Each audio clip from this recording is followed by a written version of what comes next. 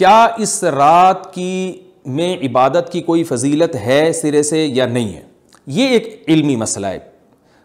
تو اس بارے میں خوب اچھی طرح سمجھ لیں کہ اس بارے میں جتنی بھی احادیث ہیں جو اس رات کی فضیلت کے بارے میں ہیں کہ بنو کلب کی بکریوں کے برابر مغفرت ہوتی ہے اور بکریوں کے بالوں کے برابر، اور یا جو بھی اس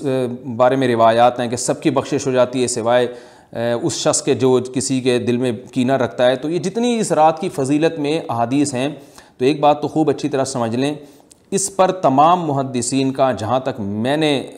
دیکھا ہے، تمام محدثین کا اتفاق ہے کہ اس کی فضیلت میں صحیح حدیث ایک بھی نہیں ہے۔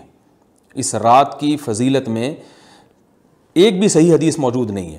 لیکن ضعیف روایتیں اتنی کثرت سے ہیں کہ ایک الگ محدثین کا اصول ہے کہ جب ضعیف روایتیں کی سندیں زیادہ ہو جائیں تو وہ حسن بن جاتی ہے، یعنی قابل قبول ہو جاتی ہے وہ، کیونکہ بہت ساری کمزور چیزیں مل کے اس میں کچھ قوت پیدا کر دیتی ہیں۔ تو اب جن علماء نے احادیث کے ضعف کی طرف دیکھا کہ ایک بھی صحیح روایت نہیں ہے، انہوں نے اس رات کا بالکلیہ انکار کر دیا کہ اس رات کی سرے سے کوئی فضیلت نہیں ہے، لیکن جن علماء نے اصول حدیث کی طرف دیکھا اور فقہ کے ایک اصول کی طرف دیکھا کہ کثرت روایات درجہ حسن تک پہنچ جاتی ہیں ضعیف روایات، تو انہوں نے کہا کہ بالکل اس رات کی فضیلت کا انکار ہی سرے سے کر دینا یہ غلط ہے۔ تو جمہور اس طرف گئے ہیں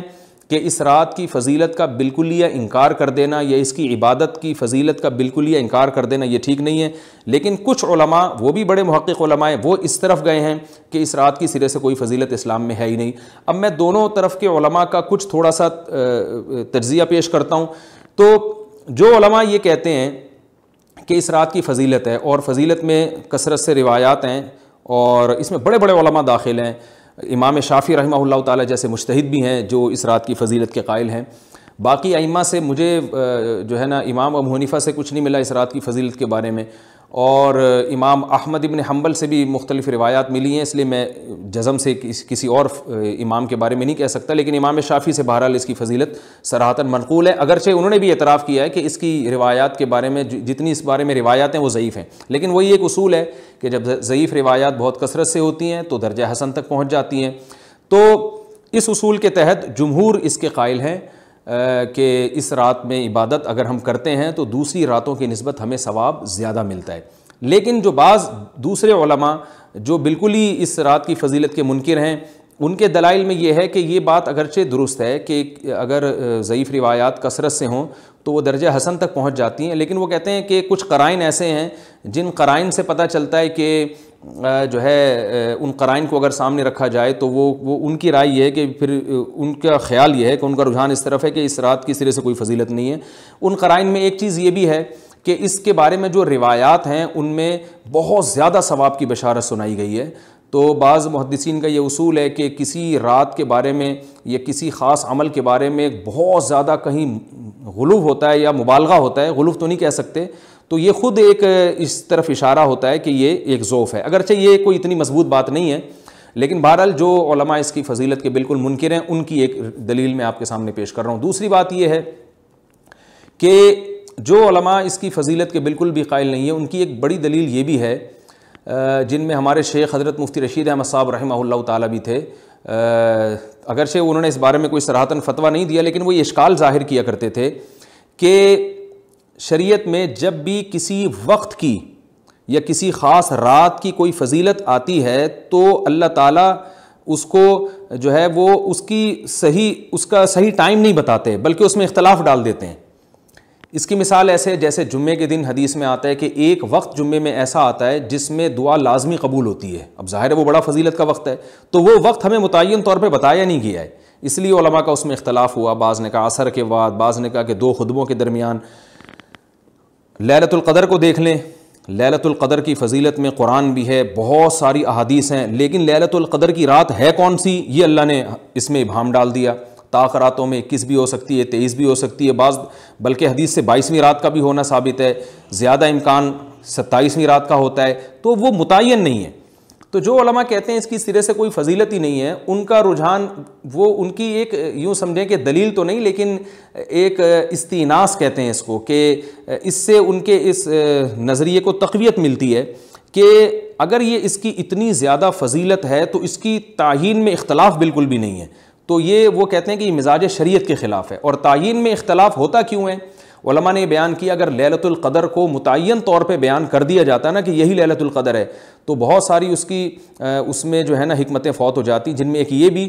کہ اس رات میں جہاں عبادت کا ثواب بہت ہے, گناہ کا عذاب بھی بہت ہے. پھر اگر اس رات میں کوئی گناہ کرتا تو وہ اللہ کے عذاب سے نہ بچ پاتا, کیونکہ وہ اللہ متعین کر دیا کہ یہ لیلۃ القدر ہے, تو کیسے تم اس میں گناہ کر رہے ہو. اب معاملہ اللہ نے مبہم رکھ دیا کہ بھئی یہ بھی ہو سکتی ہے تو اگلے دن بھی ہو سکتی ہے. اور ایک فائدہ یہ بھی اس میں رکھا متعین نہ کرنے میں کہ لیلۃ القدر انہی کو ملے جو تلاش کریں, جو پورا عشرہ جاگیں گے ان کو لیلۃ القدر ملے گی. اگر اللہ اسپیسیفک دن بتا دیتا کہ 21ویں ہے, 23ویں ہے یا 25ویں ہے یا 22ویں ہے, تو بہت سارے لوگوں کو لیلۃ القدر مل جاتی. تو اللہ نے جو مبہم رکھا ہے نا, تو ایک رات کی فضیلت اللہ نے بڑھا دی مگر اس کی تعیین میں ابہام پیدا کر دیا تاکہ جو پورا عشرہ جاگے گا اسی کو لیلۃ القدر ملے گی, اس کے علاوہ ہر آدمی کو نہ ملے. وہ ایک اللہ کی ایک حکمت ہو سکتی ہے اس میں. تو یہ دو حکمتیں ہیں کہ اس میں گناہ اگر کوئی کرے تو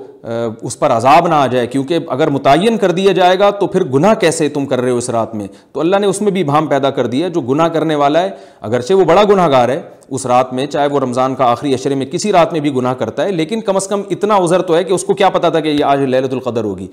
تو جو 15 شعبان کی رات ہے اس کی بہت زیادہ فضیلت ہے. تو پھر یہ رات کو متعین کیوں کر دیا گیا؟ یہ ان علماء کی دلیل میں بیان کر رہا ہوں جو اس کی فضیلت کے بالکل بھی قائل نہیں ہیں. لیکن بہرحال حقیقت یہ ہے کہ جمہور علماء اس کی فضیلت کے قائل ہیں, کیونکہ یہ جو میں نے دلائل دیے کہ وہ علماء جو اس کی فضیلت کے سرے سے منکر ہیں, ان کے یہ دلائل کو ہم دلیل نہیں کہیں گے بلکہ استئناس کہیں گے. کہ استئناس کہتے ہیں کہ ایک چیز استدلال نہیں ہے بلکہ ان اپنے نظریے کی تقویت کے طور پر ایک چیز کو پیش کر دینا جس سے یہ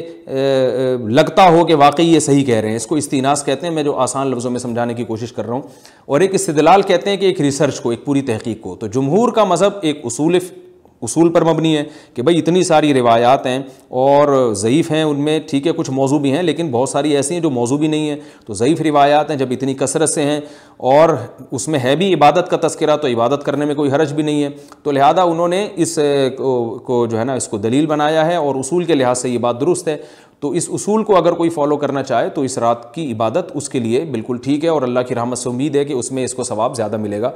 تو جمہور ایک طرف ہیں اور بعض علماء دوسری طرف ہیں. تو یہ میں نے صرف اس لیے بیان کر دیا کہ اس رات کی فضیلت میں اتفاق نہیں ہے بلکہ مختلف فی ہے, مجتہد فی ہے, اختلاف رائے اس میں ہو سکتا ہے. تو اگر کوئی عالم اس رات کی فضیلت کا بالکلیہ انکار کرے اور ان علماء کا بھی احترام کرے جو اس رات کی فضیلت کے قائل ہیں, تو پھر اس عالم پر رد کرنے کا حق نہیں ہے. دوبارہ میں اپنی بات کو ریپیٹ کرتا ہوں, اگر کوئی عالم یہ کہے کہ اس رات کی سرے سے کوئی فضیلت نہیں ہے تو اس عالم پر طعن و تشنیع جائز نہیں ہے, کیونکہ ان کے بھی کچھ نہ کچھ استدلالات ہیں. ہاں اگر کوئی عالم اس رات کی فضیلت کا انکار کر کے جمہور کے مذہب کو بالکل غلط قرار دیں اور اس عمل کو یہاں اس رات کی عبادت کو بالکل بدعت قرار دیں, اور جو اس رات میں عبادت کر رہے ہیں یا اس کی فضیلت کے قائل ہیں ان کو بدعتی قرار دیں, تو یہ غلو ہو جائے گا, یہ زیادتی ہو جائے گی, جو کہ بالکل غلط ہے. کیونکہ جب دونوں طرف دلائل ہیں تو اعتدال والی رائے اختیار کرنی چاہیے, اور کسی ایک طرف بہت زیادہ جھکاؤ یا کسی ایک کو 100% غلط قرار دے دینا, بدعتی قرار دے دینا, یہ درست نہیں ہے. تو ہماری قوم میں ایک مزاج ہے کہ بس اپنی رائے کو مسلط کرتے ہیں اور دوسرے کی رائے کو مانتے ہی نہیں. تو عوام کے لیے کیا ہے؟ لوگ کہتے ہیں مفتی صاحب کنفیوز کر دیا آپ نے, تو لٹکا کے چھوڑ دیا ہمیں. بھائی میں کنفیوز نہیں کر رہا, عوام جمہور کے مذہب کو فالو کرے گی. جمہور میں بڑے بڑے علماء ہیں, وہ اس کی فضیلت کے قائل ہیں اور وہ اس کے قائل ہیں کہ اس رات میں عبادت کرنی چاہیے, تو آپ جمہور کے مذہب کو فالو کر سکتے ہیں. تو اب یہ بات تو ہو گئی جمہور کا مذہب, میں نے آپ کو بتایا کہ وہ اس رات میں فضیلت کے قائل ہیں کہ اس رات میں عبادت کرنی چاہیے. لیکن کیسے کرنی چاہیے اس پر تمام علماء کا اتفاق ہے کہ مسجد میں جتھے بنا کے جانا یا اجتماعی عبادت کرنا یہ بالکل بدعت ہے, بالکل ناجائز ہے. اسی طرح کوئی مخصوص قسم کی نماز پڑھنا کہ پہلی رکعت میں یہ والی صورت, تو دوسری میں یہ والی صورت, تو تیسری میں یہ والی صورت, یہ بالکل بدعت ہے. صلاۃ التسبیح کی جماعتیں بدعت ہیں. تو ایک ہی راستہ ہے آپ کے پاس, آپ عبادت کرنا چاہتے ہیں تو انفرادی طور پر ایسے عبادت کریں جیسے عام دنوں میں آپ عبادت کرتے ہیں، یہ ویسے ہی نماز پڑھیں جیسے عام دنوں میں نماز پڑھتے ہیں، کوئی مخصوص صورتیں مخصوص رکعتیں نہیں ہیں، جتنی اللہ توفیق دے تنہائی میں آپ 2 رکعتیں، تہجد کی 4 رکعتیں، 6 رکعتیں، 8 رکعتیں، 16 رکعتیں، جتنی اللہ توفیق دے آپ رات کو کھڑے ہو کر انفرادی نماز پڑھیں، دعائیں مانگیں اللہ تعالیٰ سے، قرآن کی تلاوت کریں، تسبیحات کریں، جتھے نہ بنائیں مسجد میں، چراغاں نہ کریں، بتیاں نہ لگائیں، قبرستانوں پہ رش نہ کریں، یہ سب ناجائز اور سب حرام ہے، گناہ ہے، اس کا اسلام میں کوئی تصور نہیں۔ کرنا ہے تو صرف ایک کام آپ کر سکتے ہیں کہ صرف عبادت کریں، اور اللہ کی رحمت سے امید کی جا سکتی ہے کہ اللہ تعالیٰ اس رات میں آپ کو عبادت کا دوسری راتوں کی نسبت ثواب عطا فرمائے گا، کیونکہ آپ اگر جمہور علماء کو فالو کر رہے ہیں تو ہمیں یعنی جن کے پاس علم نہیں ہے تو ان کو علماء ہی کو فالو کرنے کا اللہ نے حکم دیا ہے، تو آپ جمہور علماء کی رائے پر عمل کرتے ہوئے اگر عبادت کرنا چاہیں تو اللہ کی رحمت سے امید ہے کہ انشاءاللہ آپ کو ثواب ملے گا، لیکن عبادت کا کوئی مخصوص طریقہ ہرگز نہیں ہے۔ پمفلیٹ بٹ رہے ہوتے ہیں کہ یہ والی صورت پڑھنے سے یہ ہو جائے گا، تو یہ والی صورت پڑھنے سے یہ ہو جائے گا، یہ بالکل غلط ہے۔ تو انفرادی عبادت ہوگی اور ایسے ہی عبادت کا طریقہ ہوگا جیسے پورے سال ہوتا ہے، نماز اسی طرح پڑھی جائے گی جیسے پورے سال پڑھی جاتی ہے، دعائیں مانگی جائیں گی، اپنے طور پر اجتماعی سطح پہ کوئی عمل نہ کیا جائے۔ اللہ تعالیٰ سے دعا ہے کہ اللہ تعالیٰ ہمیں سمجھنے کی، عمل کرنے کی توفیق عطا فرمائے۔